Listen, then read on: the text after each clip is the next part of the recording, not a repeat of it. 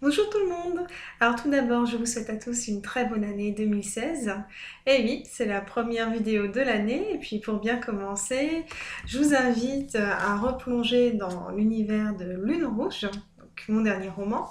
Je vais vous lire un extrait qui se situe au début du roman où le personnage principal, donc Lana, vient juste de se rendre compte qu'un de ses amis, un vieux bibliothécaire qui vient de mourir d'une crise cardiaque, faisait des recherches sur elle et avait découvert notamment que elle, tout comme d'autres jeunes femmes, avait en quelque sorte la même malédiction qui pesait sur elles, c'est-à-dire que elles étaient destinées à devenir des tueuses.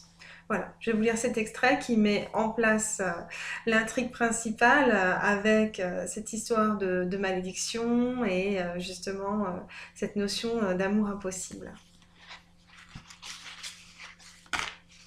Alors, 17 janvier 1991. Mon enquête sur Lana avance peu à peu. J'ai du mal à imaginer cette jeune fille en train de tuer quelqu'un. Pourtant, quand je lis son manuscrit, je peux presque sentir le plaisir qu'elle éprouve à enlever la vie de ses personnages. Elle-même craint de passer à l'acte un jour, mais d'une certaine manière, ses angoisses la rendent humaine et prouvent qu'elle a une conscience. Je lui ai conseillé d'écrire pour exorciser ses démons, mais j'ai peur de lui avoir donné un mauvais conseil. Elle m'inquiète sérieusement. Dans son manuscrit, j'ai trouvé des similitudes avec des crimes qui ont réellement eu lieu il y a plus de 30 ans, comme si Lana s'en inspirait pour écrire son roman, et non de ses rêves comme elle le prétend. Son texte révèle une profonde obsession pour le meurtre, et je crains qu'elle ne passe à l'acte. Et merde, c'est quoi ce bordel jura-t-elle en jetant le journal sur le sol. Elle se laissa choir sur son lit, où étaient étalées des dizaines de coupures de journaux récupérées dans le carnet de Maxime. Les yeux rivés sur le plafond de sa chambre, une main pressée contre son cœur, elle tenta de retrouver un rythme normal. Comment pouvait-elle rêver de meurtres dont elle n'avait jamais entendu parler? Pourquoi était-elle obsédée par ces crimes? Tout cela n'avait aucun sens. Pourtant, plus elle regardait les coupures de presse, plus elle sentait le sang couvrir ses mains meurtrières. 30 ans après tous ces meurtres, elle avait l'impression d'en être la complice. C'est pas possible, ça peut pas être vrai, ce sont des cauchemars, des saloperies de cauchemars, s'exclama-t-elle en saisissant plusieurs coupures de journaux. Elle les relâcha aussitôt comme si le papier lui avait brûlé la peau. Sur sa couette d'un blanc immaculé, des dizaines de portraits de femmes la regardaient froidement. Les visages de ces criminels qui avaient eu le courage de franchir le pas, d'enlever la vie à l'homme avec qui elles partageaient leur vie. Il n'y avait pas que les photos qui la troublaient. Maxine avait regroupé une série de dates à la fin de son carnet, et l'attention de Nana fut happée par 3 annotations. 1er juillet 1963. Ludivine Jacquard, 18 ans, tranche la gorge de son petit ami avant de mourir, brûlé dans la maison de ses parents. 10 juin 1973. Liliane Jobard, 22 ans, assassine son mari dans sa baignoire et se tire une balle dans la tête. 22 juin 1983. Laura Joly, 20 ans, assassine son meilleur ami à coups de couteau puis retourne l'arme contre elle. Les mêmes crimes que dans mes cauchemars, c'est pas possible. Dans quelle histoire je me suis encore fourrée? Une impression horrible glaça tout son corps. C'était comme si elle était intimement liée à chacune de ces femmes et que ces histoires s'en inspiraient. La chaleur lui montait à la tête. Il fallait qu'elle se calme pour retrouver ses esprits et avoir les idées claires. En sueur, elle se rua sous la douche en espérant que l'eau glacée la soulagerait.